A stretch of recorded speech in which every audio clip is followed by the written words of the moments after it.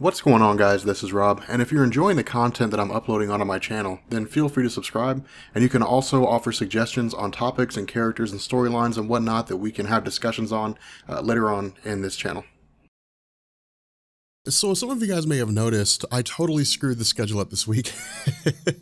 And so we're going to try to get things back on track, but by Sunday, everything should be sorted out with The Walking Dead. I accidentally released a video earlier than I was supposed to, the Nightwing video. That was actually supposed to come out today, I think it is. Or it would have been yesterday by the time you guys see this video. But in any event, things will be sorted out by Sunday, so we'll be back to our normal thing. But what I want to do here is I want to talk about the Ultimates. More specifically, this second storyline basically focuses on two aspects. It focuses on the return of Thanos, and it focuses on Galactus creating a new Herald. And so I'm still not sure which one of those titles I'm going to pick. But the idea here is that for those of you guys who don't know with Marvel Comics, the Ultimates are like this multiversal group. They're like the Avengers on a much grander scale. Now, the Ultimates don't exist in the multiverse. It's not like, you know, the members hail from different universes in the Marvel multiverse. They all hail from the Earth 616 universe, but the idea behind this is to have them face threats from across the multiverse that threaten the main Marvel Earth 616 reality. The issue with this is that they're as much a defensive measure as they are an exploratory team. And so the goal here is to basically face off against threats that most people can't deal with. That's one of the reasons why we have such powerhouse characters. That's why we have Carol Danvers. That's why we have the intelligence of Black Panther. That's why we have Adam Brashear. We have Spectrum. We have America Chavez. We have some really, really powerful beings here. And the idea is that, again, they're designed to step up against multiversal threats. Now, we had talked in my video about the all-new, all-different Galactus that their first task was to basically eliminate the hunger of Galactus due to the fact that by Galactus traveling around the universe and consuming worlds, that he in and of himself was destructive. The issue with this is that Al Ewing, I imagine, would have in some form or fashion, whether he knew about it through a retcon or whether he simply just didn't know about it or didn't care, it begs the question, how do the Celestials fit into this? Because for those of you guys who don't know, in Marvel Comics, Celestials quite literally plant eggs in worlds, and they will emerge after some million years or however long it is. But Galactus running around and consuming worlds is just as much a safeguard for the universe as it is for him consuming his own hunger, because if he wasn't consuming worlds, then it would result in these Celestials running rampant throughout the cosmos. So the idea is to basically keep things from going insane. Now, having said that, because this second volume is part of the Civil War II event, one of the interesting things about this is that the tie-ins, they're a little lackluster, but it's also a good way that Marvel has done it. Instead of tying them directly into Civil War II, which would mean that we would basically have to hold off all the volumes until Civil War II comes out, instead they basically just reference the events of Civil War II, but things are still going on in their individual stories. And so in truth, the Civil War II tie-ins are really standalone stories. You don't really have to read the main Civil War II story in order to read the second volume of all these different publications, X-23 and Avengers and so on and so forth. It can't hurt, you know, to read Civil War II as it goes on, but it's not a requirement. And so what this second issue does, or I guess the second run does, is it initially picks up with a character called the Infinite. Now, we don't really know anything about this guy, but what Al Ewing does is he initially jumps back to 1998 with Adam Brashear working alongside his son Kevin. Now, Adam Brashear, of course, we know is a genius level scientist. His intelligence isn't necessarily up there with Black Panther, but he's not that far off. And so his son Kevin had very much followed his footsteps in terms of pursuing, you know, these paths of science. And the result was that it seemed to be these incursions or these many temporal wakes that resulted in some being trying to enter the Marvel Earth 616 continuity. And so because this had been going on for decades, Adam Brashear alongside his son had been working to try to prevent this from happening. Now, the other half of this though is that Adam Brashear's son Kevin had at one point vanished, which is one of the reasons why we hadn't seen him for so long during the early issues of his run in Marvel Comics with Mighty Avengers and so on and so forth. He was eventually brought back, but he didn't quite operate in the same capacity that he did in this. But again, this is really just Al Ewing setting things up. But because of the fact that this ties into Civil War II, the main event itself focuses on a character named Ulysses, who is an Inhuman with the ability to predict the future. Now, as we discussed in my Steve Rogers Captain America video, these predictions are not 100% accurate, but they're close enough that Carol Danvers is willing to gamble on the accuracy of these in order to basically stop crimes before they happen or to stop incidents before they happen. Now, because of the arrival of Ulysses, it's to turn the tables on how it is that Adam Brashear views these temporal rifts with regards to this Infinite trying to come through. But previously, it seemed like it was a threat. Instead, Adam Brashear begins to look at it as the very basis behind the Ultimates charter, in the sense that they're exploratory, they're investigators, they're problem solvers. And so where the initial idea here is that this machine is being developed with a combination of the Ultimates team as a whole. In order to stop this danger, Adam Brashear realizes that it's actually to figure things out. And so what happens is that when this rift opens up, they basically reach out to this humanoid being, to the Infinite, and they bring him in. And Adam Brashear states to everybody that the case with this is that he's basically just a scientist. He's a scientist from another universe that was exploring the multiverse, and the Ultimates can learn just as much from Infinite as Infinite can learn from them. And so because of this, it's really not a danger, but it falls in line with the ideology of the Ultimates in terms of looking at problems and trying to get them figured out, finding solutions. And so from here, we jump to Connor Sims. Now, for those of you guys who have seen my video on Adam Brashear's character with his first appearance, as it was written by Kevin Graveau, the experiment that gave Adam Brashear his powers also gave Connor Sims his powers. The difference here is that for all intents and purposes, when it comes to just sheer raw power, Connor Sims is pretty far beyond Adam Brashear. Connor Sims has the ability to manipulate antimatter, which is the opposite of normal matter, but it still allows him the ability to manipulate atoms on a subatomic scale. And so he's basically a character who can warp reality. The issue with this is that Connor Sims was eventually, or at least was initially believed to have been destroyed during Adam Brashear's first encounter, I guess the final encounter with him. But it wasn't until Al Ewing came back and wrote the Ultimates that he revealed that Connor Sims was alive. He was just out in space somewhere and no one knew about it. But Connor Sims himself didn't really know what was going on. Now, the reason seemed to be based on the idea of Secret Wars, when Reed Richards had restored the multiverse, that Connor Sims' memories were wiped. But then we learned that Connor Sims did remember everything. He remembered all the things that he had done, but he had also come to a realization. And the realization he had come to was that eternity had been chained, that some cosmic force out there, which seems to be more powerful than eternity, had chained all of reality, or chained the universe itself. And the idea of Connor Sims was that it had driven him insane by knowing this, or at least not traditionally insane, but it had driven him to the brink of madness in the sense that his mind couldn't quite grasp it, because he had come to the realization there's a being out there of such incredible power, and it's not a being that's kind, it's a being that is dangerous. It's a being that seems to be evil. And so because Connor Sims doesn't see the world the same way people do, the same that we normally do, because he sees the world in atomic particles and he sees the world in terms of its molecular structure and matter and energy and so on and so forth, he basically came to the realization that there's like a giant barrier around the universe that they can't get out of. And so someone has basically turned the Marvel Earth 616 universe into a giant prison, and he's trying to figure out a way to get out, but he's also overwhelmed by this. And so what happens is that while he is,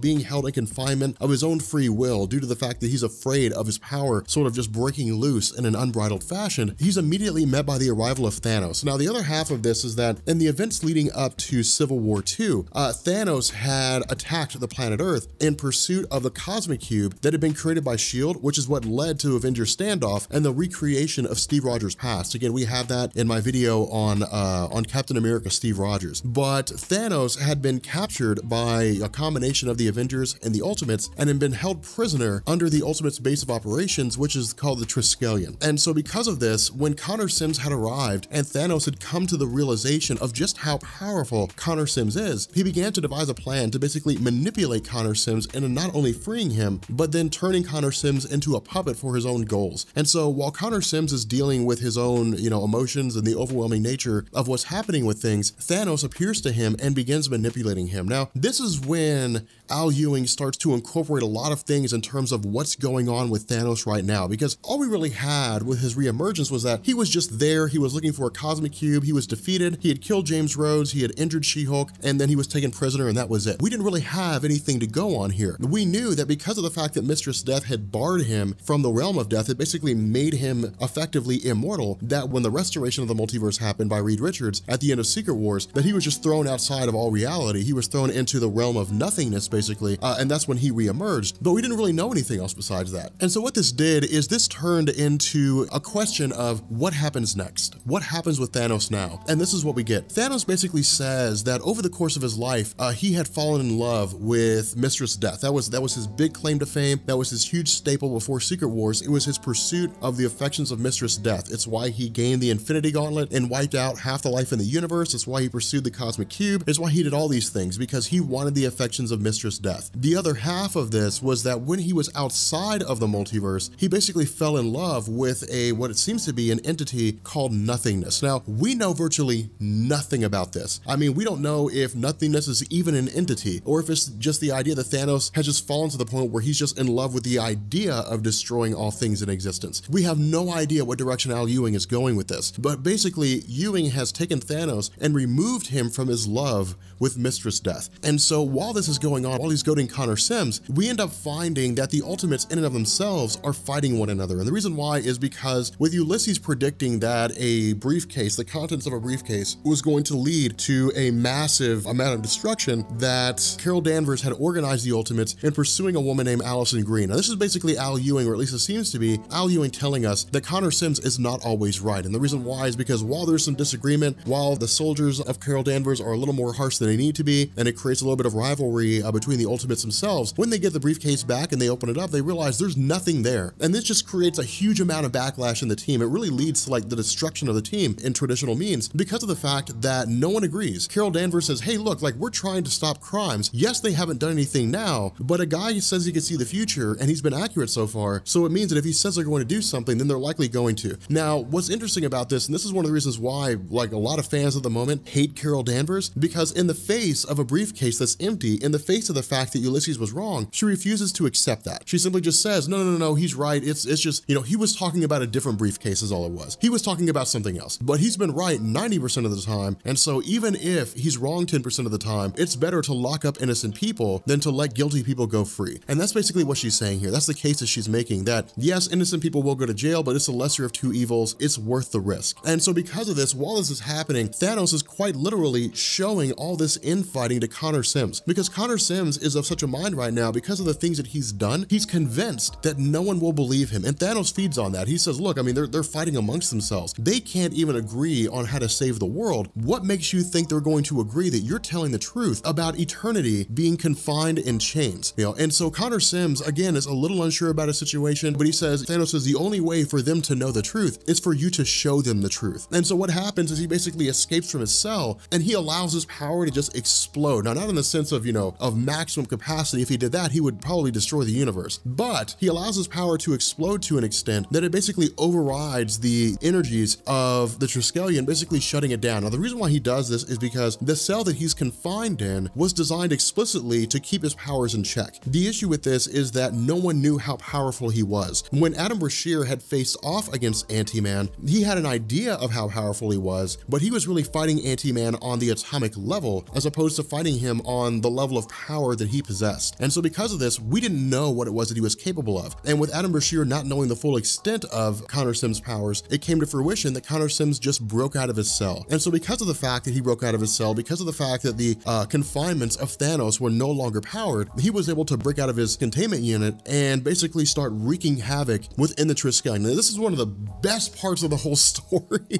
This is amazing because this is classic Thanos. I mean, when people think of Thanos, this is what they think of. Thanos with the Infinity Gauntlet's cool, Thanos with, you know, Cosmic Cube is cool. The best Thanos is Thanos when he's cornered, is when he basically has to fight his way out. That's the best Thanos, not only because of the fact that he's so capable in terms of his abilities, but because of the fact that he's ruthless and he's intelligent. And so again, he basically begins to tell us here, or at least when the Ultimates show up, he goads Connor Sims. Now, a couple things to point out here is that the powers of the Ultimates complement one another. What I mean by this is that at one point in the history of her character, Carol Danvers went by the name of Binary, whereby she was able to absorb cosmic energies or absorb any kind of energy and then channel those back out as cosmic energies. Now, in truth, this was just Chris Claremont's way of trying to reinvent her character, throw her on the X-Men team, and hope it would boost her popularity. It really didn't. Her comics were just routinely canceled, and what we're seeing right now with All New, All Different Marvel is about as successful as she's been since her run in Marvel Now when she officially became Captain Marvel. But before that, she really was not a very successful character. People knew who she was, but she couldn't hold a title to save her life. And so what ultimately happens here is Adam Brashear uses his energies to manipulate positive matter, channels them into Carol Danvers, and she basically now has cosmic level powers. The kicker about this is that it doesn't matter with Thanos. Thanos is still able to take her out. Not only that, she's able to use her energies to channel them into Spectrum in order to allow Spectrum, who who is basically living energy to go into the mind of Thanos and try to override his mind. And so it's literally like a chain reaction.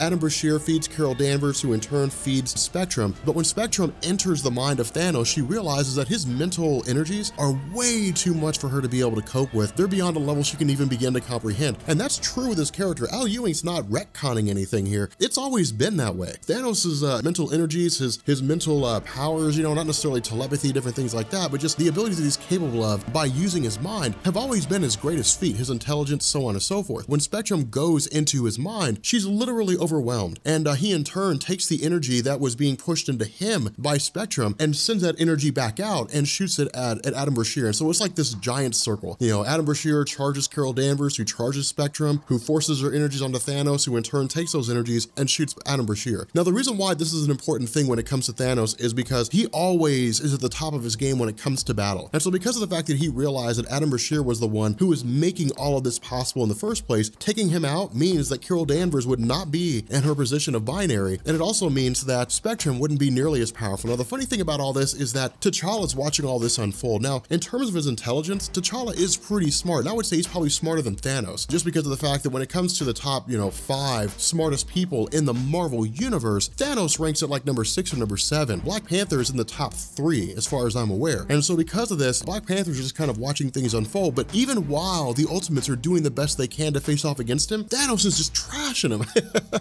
He's trashing them all one by one. And this just shows you how capable he is, that he's going against America Chavez, who can open portals, she can feed off energy. He's going toe-to-toe with Adam Brashear, who's literally a guy that can manipulate particles. You know, he's going against Carol Danvers, whose strength is on par with the Incredible Hulk in arrested form. I mean, he's going against everybody and doing his own. And so because of the fact that T'Challa is so intelligent, he comes to the realization that they can't fight Thanos with brute force. There's no way they're going to stand a chance. If Thanos can stand toe-to-toe with the Incredible Hulk, they can't beat him. And so the only way to defeat him is to use their minds, to use their wits, and do the best they can. And so what happens here is they basically shut off access to his mind. They more or less use a mental projection, or use mental energies, the kind of energies that were designed to keep Connor Sims contained, and they in turn project those mental energies into Thanos and quite literally sever the, I guess, electronic synapses. They basically shut off his brain's ability to function, is essentially what they do. Now, under normal circumstances, and T'Challa tells us this, under normal circumstances, shutting off the brain of Thanos would have killed him. But as we know, he's been barred from the realm of Mistress Death, and so he's basically just in a catatonic state. Now, this is Al Ewing saving Thanos. This is basically him just saying, hey, we're going to use him later on. We're not going to remove this piece from the chessboard yet because he's too good. You know, he's not necessarily the queen, but he's certainly a bishop or a rook. And so we're not going to remove him yet because he's a guy that we need to use later on. Now, this will probably feed into some massive crossover event because as most any Marvel fan will tell you, for those of you guys who are new, as most any veteran Marvel comic fan will tell you, if there's any one person in the cosmos to have on your team when it comes to matters of intelligence, Thanos is one of the guys that you want in your corner. I mean, you know, perfect case scenario, you've got Thanos and Galactus and all the cosmic entities, you know, but if I had to pick one, Thanos would be my guy just because of his experience, because of what he's capable of. And so because of this, you know, the Ultimates initially go back to bickering with one another. They go back to arguing with one another. But following Thanos attacking the Ultimates, or prior to him attacking the Ultimates, Connor Sims had just taken off. And so we didn't really know where he had went to. We didn't really know what had happened with him. But then what we do is we transition to him as things begin to wrap up. And we find that he had just kind of traveled into deep space. And he's taking some time to think about everything that's going on. But he's also overwhelmed by the gravity of things. Because in the mind of Connor Sims, Civil War II is happening. The superheroes are fighting on planet Earth because some Inhuman can see the future. But for him, he's like, there's much